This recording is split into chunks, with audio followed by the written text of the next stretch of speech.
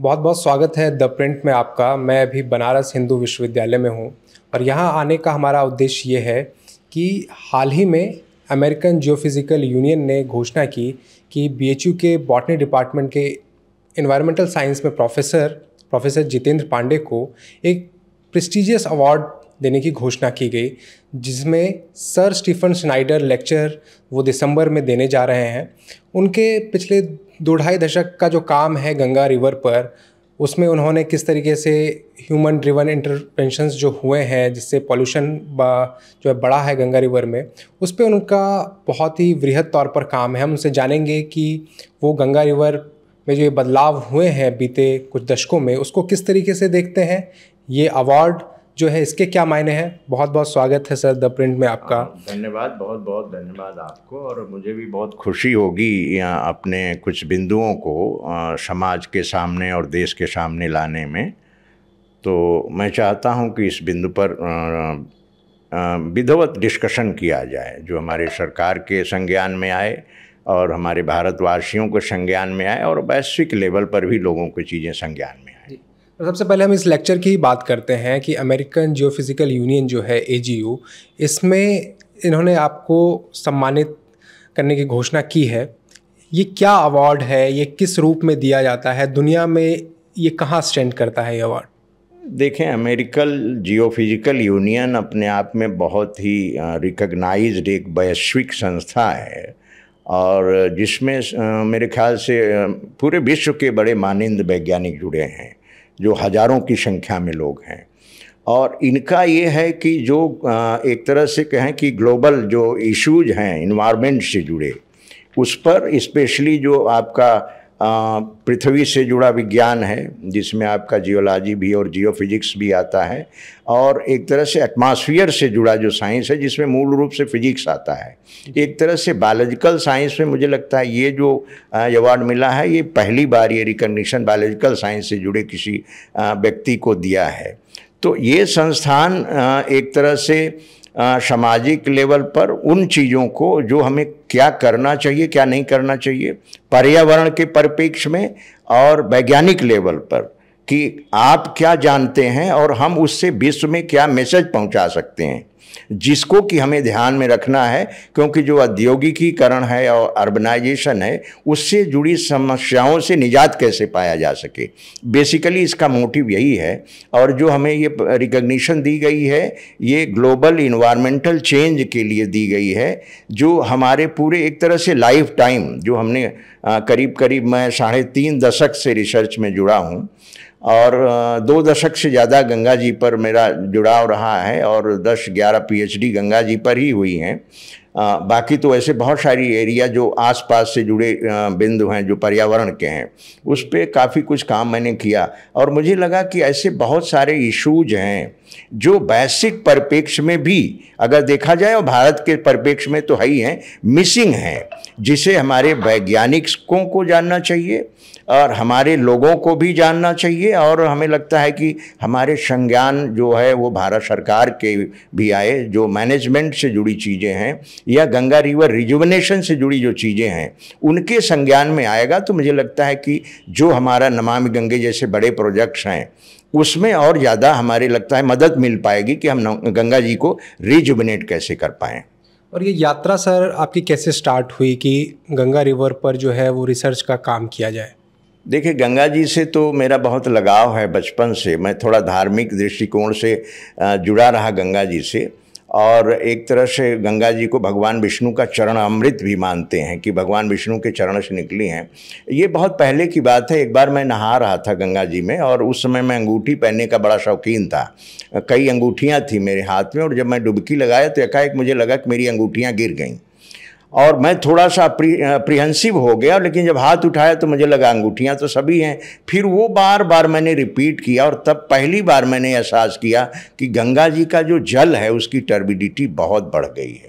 और टर्बिडिटी बढ़ जाने से बहुत सारी समस्या, जैसे बिल्कुल हमारे साथ अगर सर्दी जुकाम है, अगर हमने ध्यान नहीं दिया तो बुखार होता है और परेशानियां बढ़ती हैं। उसी तरह से किसी भी वाटर बॉडी का, चाहे वो बड़ी रिवर हो, चाहे झीलें हों, चाहे पॉन्ड्स हों, अगर उसमें टर्बिडिटी बढ़ती है तो वो बहुत सारे और तरह के रिवर सिस्टम में या नदियों में हेल्थ इश्यूज़ को, उनके स्वास्थ्य को ख़राब करने में बहुत रोल प्ले करती हैं। और तब हमने सीधे अपने रिसर्च से उसको कनेक्ट कर दिया और बहुत सारी चीज़ें फिर रिजल्ट्स परिणाम हमारे सामने देखने को आए। बीच बीच में हमारा मीडिया में भी चीज़ें संवाद में आती रहती हैं और कई एक बार हमें पीएमओ को भी बताना पड़ा कि ये इस तरह की चीज़ें हुई हैं। और सर 1985-86 के आसपास से ही गंगा एक्शन प्लान की शुरुआत थी। उसके बाद से जो है करीब एक लंबा वक्त बीत चुका है गंगा को साफ करने की दिशा में। तो इन सालों में, इतने दशकों में किस तरीके के काम हुए हैं गंगा रिवर पर, और आपका काम इससे किस तरीके से अलग है? आपका काम क्या है? देखें, ये तो सर्वविदित है कि 1984 में उस समय की प्रधानमंत्री श्रीमती इंदिरा गांधी जी ने गंगा एक्शन प्लान के लिए जो है बहुत सारी योजनाएं शुरू की और बहुत सारे लोगों का उसमें कंट्रीब्यूशन रहा, लेकिन उतना सफल हुआ नहीं वो प्रोग्राम। वो कंटिन्यूअसली चलता रहा जितना वास्तव में सफल होना चाहिए, इसमें कोई संदेह नहीं है। और वो कई सारी मिनिस्ट्रीज उसके बाद आई और अपना काम करती रहीं। उसमें जो हमारे प्रेजेंट प्रधानमंत्री हैं आदरणीय मोदी साहब, उन्होंने एक बिंदु बड़ा अच्छा, जब वो प्रधानमंत्री बने तो उन्होंने, मुझे लगता है कि ये शायद गजट ऑफ इंडिया में भी आया होगा, आप चूंकि मीडिया से जुड़े हैं आपको संज्ञान होगा, कि मैं गंगा के फ्लो को बढ़ाऊंगा। ये हमारे प्रधानमंत्री जी का स्टेटमेंट था। तो मुझे लगता है कि जैसे हमारे शरीर में जैसे हमारे खून का प्रवाह है, तो खून के प्रवाह में अगर शुद्धिकरण आ जाए तो हमारे शरीर का स्वास्थ्य, कई तरह की बीमारियां अपने आप ठीक हो जाती हैं। उसी तरह से नदियों का जो शुद्धिकरण है वो एक तरह से समझ लें मूल रूप से उसके प्रभाव पर निर्भर करता है। तो आप ये समझ लें कि जो प्रवाह है नदियों का, इसका दो सबसे बड़ा इफेक्ट पड़ता है। एक तो ये है कि जितनी भी जहरीली चीज़ें हैं, वो जहरीली चीज़ें अपने आप उनका सांद्रण कम हो जाता है केवल प्रवाह बढ़ने से। अगर हम कोई ट्रीटमेंट भी ना करें, नदियों का प्रवाह बढ़ा दें, तो ज़्यादातर समस्याओं का समाधान अपने आप हो जाएगा, क्योंकि नदियाँ अपने आप को खुद से साफ करती हैं। और गंगा जी तो काफ़ी विशाल हैं, करीब 2500 से ऊपर किलोमीटर लेंथ है गंगा जी की। दूसरा जो सबसे महत्वपूर्ण चीज़ है कि जैसे हम कहते हैं ना, आप कोरोना के समय में सुने होंगे कि 92% या 94% से नीचे अगर शरीर में हमारे ऑक्सीजन आ जाती है तो हम रिस्क पर आ जाते हैं और तुरंत हमें हॉस्पिटल जाना चाहिए। उसी तरह की कंडीशन नदियों में भी होती है कि अगर नदियों में ऑक्सीजन की मात्रा कम हो जाती है तो एक समझ लें सबसे बड़ा ये उसका ये सिम्पटम है सबसे बड़ा कि नदियों के स्वास्थ्य में कमी आ रही है। तो ये जो तमाम तरह के रसायन आते हैं नदियों के अंदर, वो बहुत सारी चीज़ों को तो करते ही हैं, साथ साथ ऑक्सीजन की मात्रा को कम करते हैं।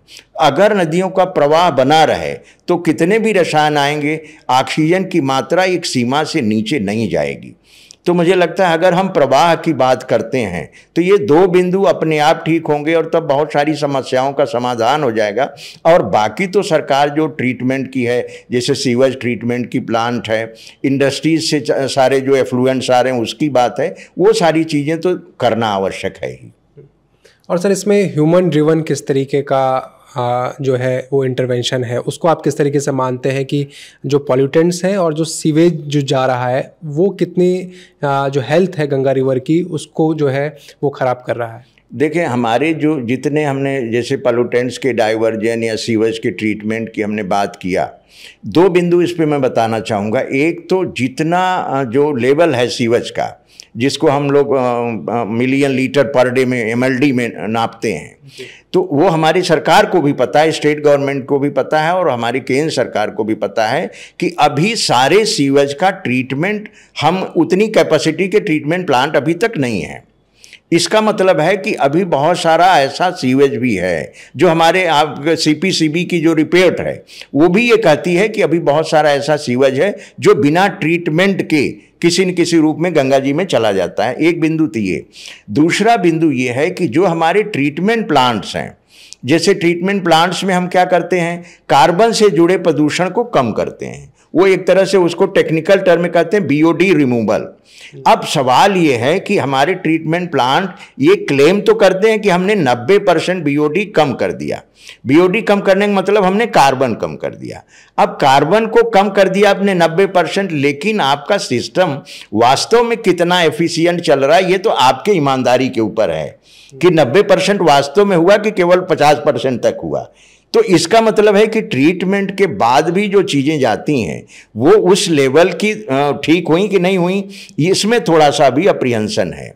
दूसरी चीज़ें ये है कि अगर हम मान लीजिए कार्बन को 90% उन ट्रीटमेंट प्लांट्स में कम कर भी देते हैं तो बहुत सी ऐसी चीज़ें होती हैं जो ऑक्सीजन की डिमांड करती हैं और जो ट्रीटमेंट प्लांट से रिमूव नहीं होती।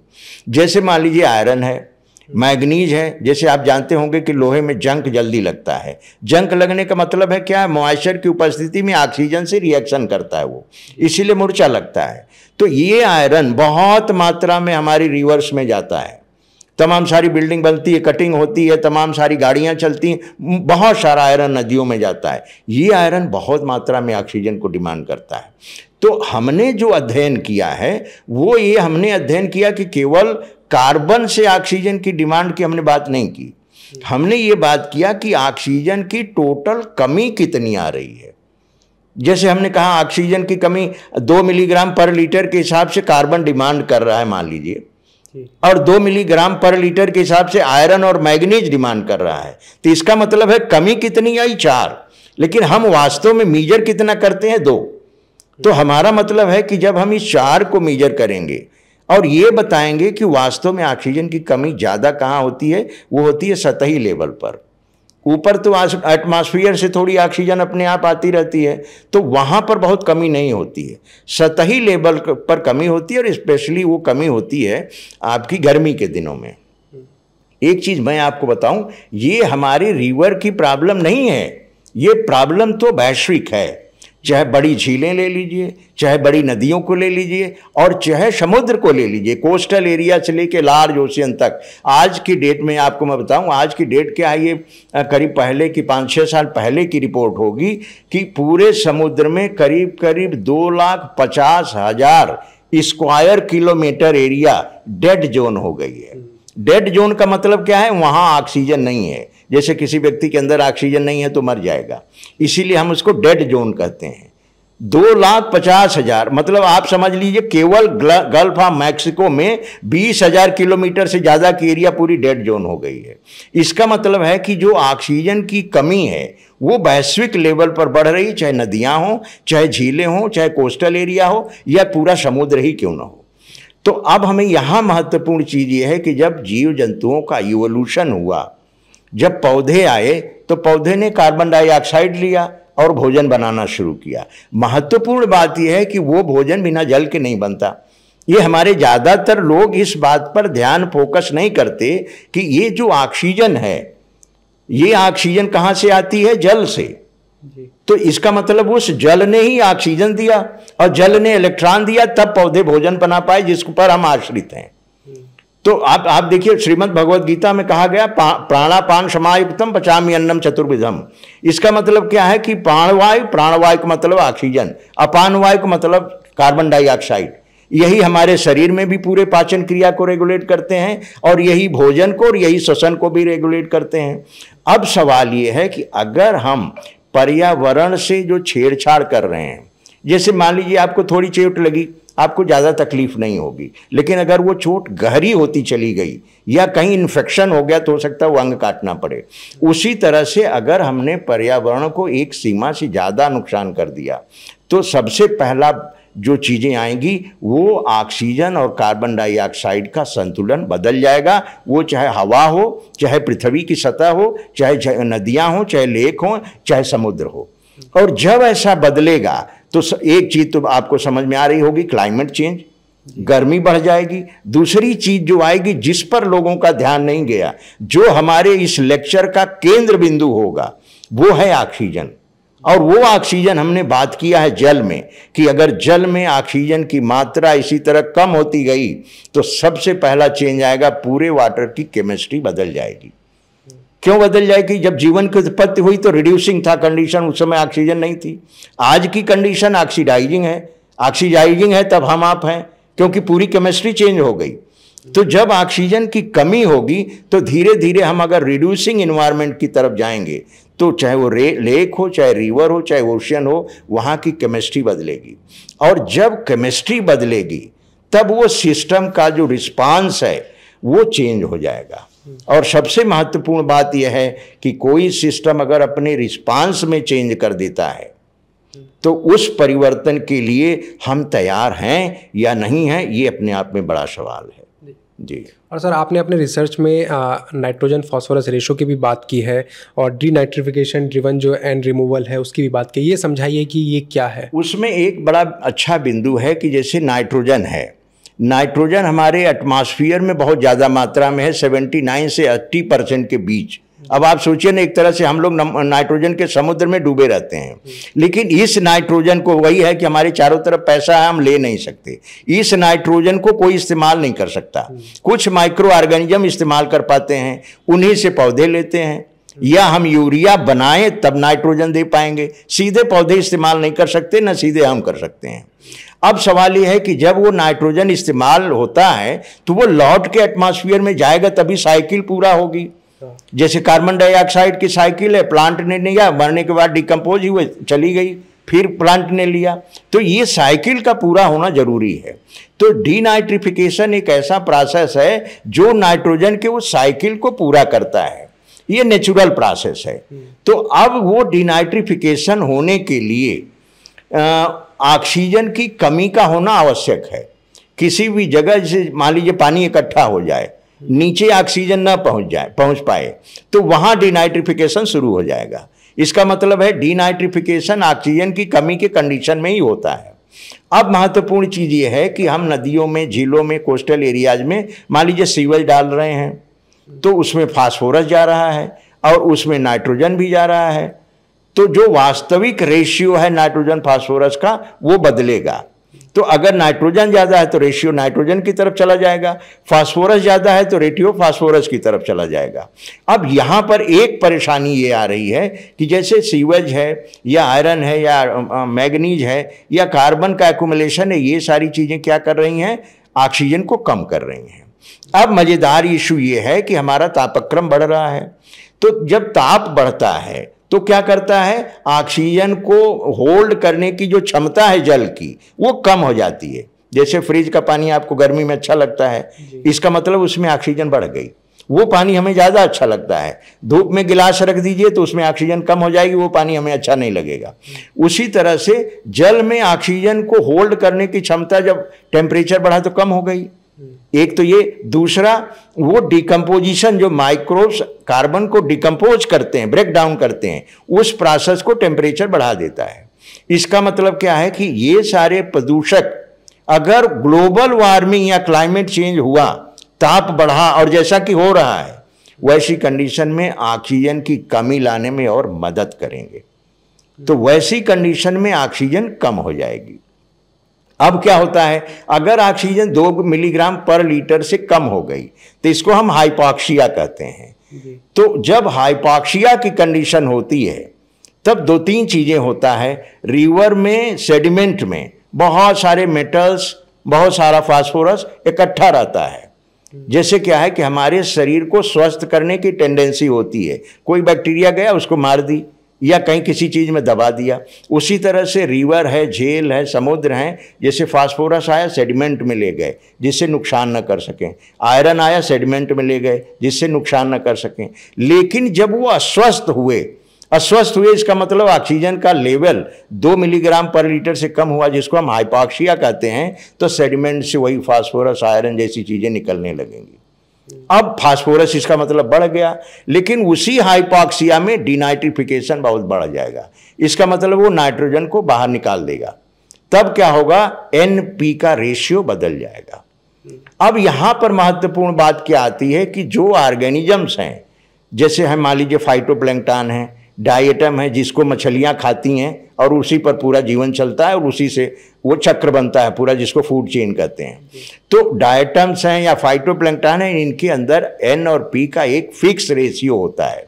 जैसे अगर P1 है तो नाइट्रोजन 16 होगा। तो प्रकृति क्या करती है, वो अपने में इसी रेशियो को तैयार करती है। देखिए नेचर की ये ब्यूटी है, इसीलिए हमने उनको माता कहा है कि इसी रेशियो में तैयार रहेगा तो तुम्हें स्वास्थ्य के लिए फायदा करेगा। अब ये जब हमने रेशियो बदल दिया, मान लीजिए फास्फोरस जो है वो 20 हो गया और नाइट्रोजन फास्फोरस जो है 4 हो गया और नाइट्रोजन 16 ही है, तो इसका मतलब फास्फोरस की तरफ रेशियो चला गया। वैसी कंडीशन में क्या होगा, जो डायटम उस कंडीशन को पहले पसंद करते थे अब इसको पसंद नहीं करेंगे, तो या तो वो ख़त्म हो जाएंगे या कम्पिटिटिवली वीक हो जाएंगे। जैसे हम आपको एक एग्जांपल दें, एक जू प्लैंकटन है डायफनिया।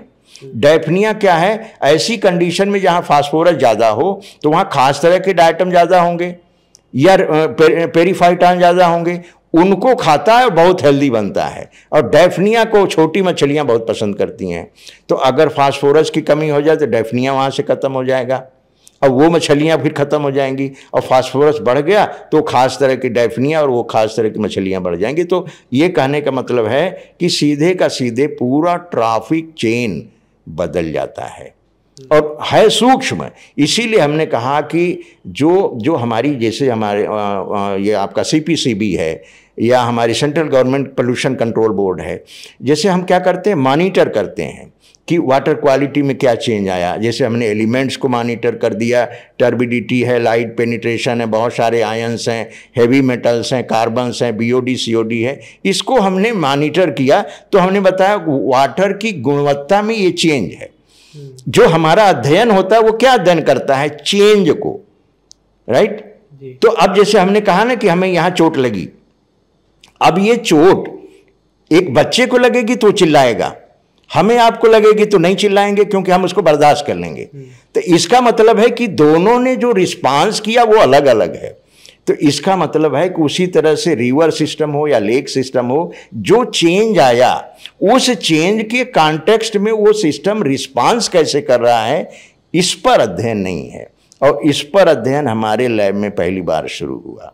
तो जो हम लोगों के रिजल्ट्स आए वो एक तरह से रिस्पांस मेजरमेंट है, केवल चेंज पर स्टडी नहीं है। और उसी रिस्पांस मेजरमेंट में ये सारे बहुत सारी कनेक्टेड चीज़ें आई। अब जैसे एक चीज़ मैं आपको, बड़ा इंटरेस्टिंग हम लोगों की फाइंडिंग रही, बहुत कम लोग इसको जानते हैं और लोग कहते हैं गंगा जल अपने को शुद्ध कैसे करता है, ये उसके शुद्धिकरण से जुड़ा रहा। जैसे NP स्टॉइकियोमेट्री अगर बदलेगी तो NP स्टॉइकियोमेट्री अगर बदलेगी, ज़्यादा फास्फोरस हो गया तो फाइटोप्लैंक्टन ने फास्फोरस को पकड़ लिया ज़्यादा मात्रा में, तो जब ज़्यादा मात्रा में पकड़ लिए तो वो फोटोसिंथेसिस बढ़ा देंगे। जब फोटोसिंथेसिस बढ़ती है तो कार्बन ज़्यादा सेल में आ जाएगा, लेकिन सेल की मेटाबॉलिज्म बिगड़ जाएगी। कोई भी एक चीज़ अगर हम खा लेंगे ज़्यादा तो हमारी मेटाबॉलिज्म पे फर्क आएगा।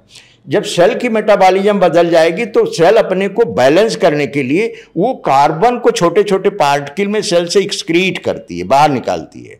और वो पार्टिकल बिल्कुल ट्रांसपेरेंट होते हैं, मतलब गिलास में पार्टिकल रहेंगे तो इस पार से उस पार आप देख लेंगे, आपको पार्टिकल नहीं दिखेगा। इसीलिए उनको कहते हैं ट्रांसपेरेंट एक्सोपॉलीमेरिक पार्टिकल्स।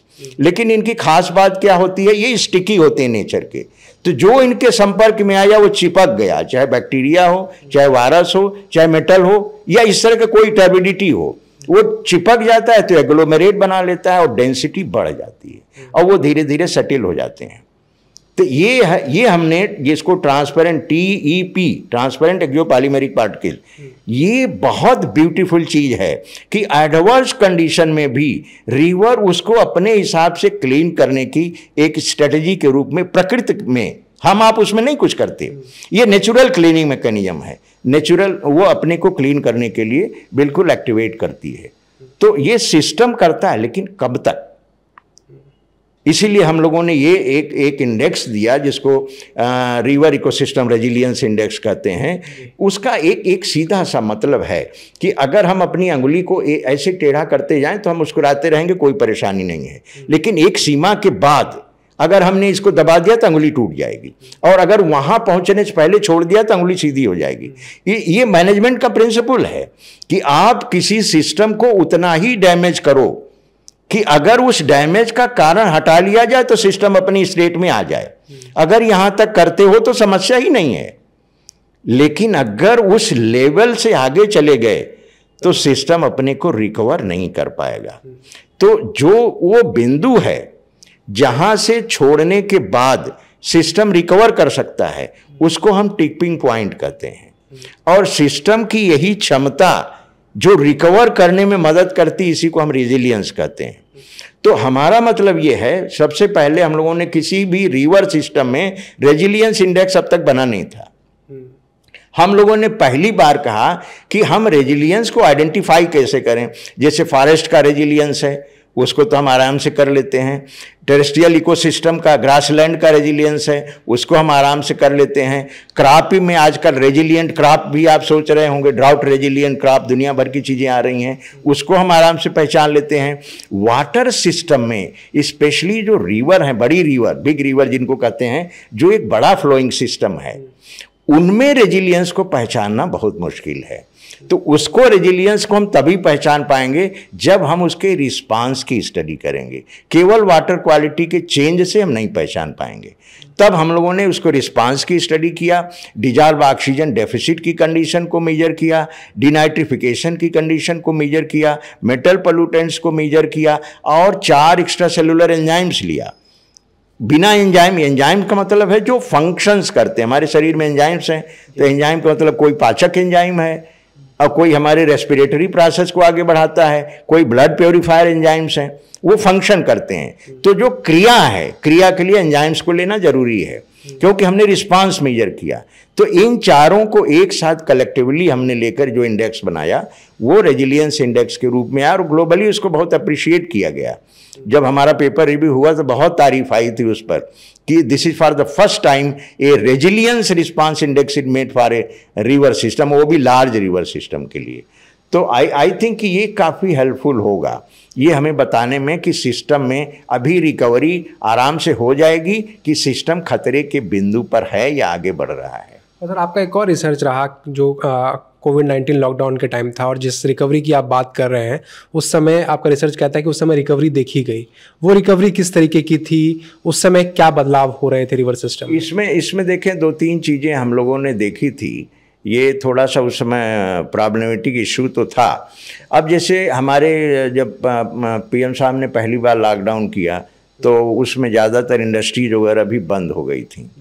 अब उसमें सवाल यही आता है कि हम लॉकडाउन अगर करते भी हैं, तो हम होटल्स में जो लोग रुके हैं उनको निकाल नहीं सकते, या जो अपने घरों में हैं उनको निकाल नहीं सकते। इसका मतलब है कि जो सीवेज बनता है वो कम नहीं होगा, बल्कि और बढ़ जाएगा, क्योंकि मोबिलिटी ख़त्म हो गई। तो सीवेज के चलते चीज़ें तो रिवर में आईं, और इसके बावजूद भी हम लोगों ने देखा कि उनकी गुणवत्ता में काफ़ी इम्प्रूवमेंट हुआ। रिवर के मतलब गंगा जी के गुणवत्ता में काफ़ी इम्प्रूवमेंट देखने को मिला। उस टर्बिडिटी कम हो गई, सबसे पहली चीज़ ये मिला। कार्बन की मात्रा कम हो गई, मेटल पोल्यूटेंट्स की मात्रा कम हो गई, और ऑक्सीजन की मात्रा बढ़ गई। तो इस तरह के कई सारे पैरामीटर हम लोगों ने देखा था। हम लोगों ने जो वो टर्म इस्तेमाल किया था रिकवरी विंडो। तो एक बात इसमें बड़ी साफ आई कि हमने सीवेज में तो कोई कमी नहीं किया है, क्योंकि आप घरों में तो हो ही, तो सीवेज तो जो बनना है वो बनेगा, लेकिन इंडस्ट्री को बंद किया। तो एक बात बहुत बड़ी साथ में हमारे सामने आती है, और मैं ये चाहूँगा कि हमारे समाज में और सरकार में सबको संज्ञान में आए कि इसका मतलब कहीं न कहीं प्रत्यक्ष या परोक्ष रूप से अभी इंडस्ट्री का रोल है। क्योंकि मेटल पोल्यूटेंट्स का कम होना एक तरह से इंडस्ट्री से जुड़ा है, वो उससे संबंधित ऑक्सीजन डिमांड कम होना एक तरह से इंडस्ट्री से जुड़ा है, और ये रिकवरी होना, चूंकि हमने सीवेज बंद नहीं किया था, तो ये बता रहा कि एक तो रिकवरी है, बिल्कुल क्लियर है कि अगर हम पोल्यूटेंट्स की एंट्री कम कर दें तो रिवर अपने आप रिकवर हो जाएगी, बहुत शॉर्ट टर्म में। और दूसरा इंडस्ट्रीज का रोल है जी। और सर, एक और सवाल मेरा ये होगा कि इतने सालों से, करीब 4 दशक से प्रयास जो हैं वो चल रहे हैं, आप क्या रिकमेंडेशंस होंगे, जो 3-4 रिकमेंडेशंस मेजर जिस पर ध्यान दिया जाना चाहिए? और फिलहाल जो है आप किस इशू पे काम कर रहे हैं? एक नया कौन सा पैरामीटर होगा जिस पर भी आप काम कर रहे हैं? देखें, ये रिकमेंडेशंस में जहाँ तक मेरा एक सबसे ज़्यादा इम्फेसिस रही है, और मेरा ये भारत सरकार से बहुत सम्मानपूर्वक आग्रह भी है कि नदियों के जो जल है उसके प्रवाह को बढ़ाया जाए। क्योंकि केवल एक ऐसा ये मतलब हमारे अंदर हम कह सकते हैं कि हथियार है जो नदियों के स्वास्थ्य से जुड़ी बहुत सारी समस्याओं को दूर कर सकता है। इसमें दो प्रत्यक्ष चीज़ें आएंगी। एक तो प्रत्यक्ष चीज़ आएगी कि आप ये समझ लें कि जो चीज़ें जो सांद्रण है प्रदूषक तत्वों का, स्पेशली गर्मी के समय में, वो बहुत बढ़ जाता है। तो जब हम प्रवाह को बढ़ाएंगे तो बिल्कुल सांद्रण अपने आप कम हो जाएगा। सांद्रण का ही तो खेल है। ऑक्सीजन की कमी या प्रदूषक तत्व सांद्रित हो जाते हैं तभी होती है, तो सांद्रण अपने आप कम हो जाएगा। दूसरा जो महत्वपूर्ण चीज़ है ऑक्सीजन की कमी जो उससे जुड़ी है। अगर सांद्रण कम हुआ तो ऑक्सीजन मेंटेन कैसे होती है? दो कारणों से, कि उसको डिमांड करने वाले प्रदूषक तत्व कम हो और ऑक्सीजन बार बार मिक्स होती रहे। और मिक्स कैसे होती है? जब प्रवाह उसमें ज़्यादा रहता है। एक तीसरा जो बड़ा बहुत ही आकर्षक बिंदु है जिस पे लोगों का ध्यान अभी नहीं गया, वो है एक तरह से वो कहते हैं पेरीफिटिक एल्गी या जो पेरीफिटिक बेंथिक डायटम। जैसे मान लीजिए रिवर ऐसे फ्लो कर रही है, ये पूरा इतना किनारा है, ये मान लीजिए आपका 10 फीट किनारा है। अब ये अगर रिवर यहाँ तक फ्लो कर रही है और टर्बिडिटी ज़्यादा है तो यहाँ कोई पेरीफिटिक एल्गी ग्रो नहीं करेगी। लेकिन अगर टर्बिडिटी कम है, मतलब हमने फ्लो बढ़ा दिया और यहाँ पानी साफ दिख रहा है, इसका मतलब सूर्य की किरणें आराम से यहाँ पेनिट्रेट कर जाएंगी। और जब सूर्य की किरणें जैसे ही पेनिट्रेट करेंगी तो ये जो बेंथिक एल्गी हैं जिसमें बहुत सारे डायटम्स भी आते हैं वो तेजी से ग्रो करेंगे और ये ऑक्सीजन के प्योरीफायर हैं। ये तमाम सारी ऑक्सीजन पानी में ऐड करते रहेंगे और अगर ऑक्सीजन प्रचुर मात्रा में पानी में आती रही और मेंटेन रही तो उसके स्वास्थ्य पे छोटे मोटे चीज़ों से प्रभाव नहीं पड़ता है। असली प्रभाव पड़ता है एक तो जहरीली चीज़ें ना आए, कार्बन ना आए और ऑक्सीजन की मात्रा मेंटेन रहे। तीन ही मेन बिंदु है जिसे हमें ध्यान रखना है। यहीं से नहीं, क्योंकि रिवर जो है एस्चुरीज से जोड़ती हैं, कोस्टल एरिया से जोड़ती हैं, सीधे समुद्र से जोड़ती हैं। तो जो एक तरह से ग्लोबल साइकिल है वो पूरा समुद्र से फिर कार्बन ऊपर जाता है, फिर रिवर में आता है, पौधों में जाता है, फिर रिवर में आएगा, सीवेज के थ्रू आएगा, ऐसे फिर मिलता रहता है। तो ये जो ग्लोबल साइकिल है इस पे फर्क पड़ता है अगर हम रिवर के स्वास्थ्य को ध्यान नहीं देते हैं तो। जी बहुत बहुत शुक्रिया सर, आपने इन तमाम बातों को जो गंगा नदी के बारे में थे तमाम चीज़ों को आपने बताया। ये थे प्रोफेसर जितेंद्र पांडे, जिन्हें हाल ही में जो है अमेरिकन जियोफिजिकल यूनियन की तरफ से जो है एक prestigious award sir Stephen Snyder lecture के लिए जो है वो चयनित किया गया है।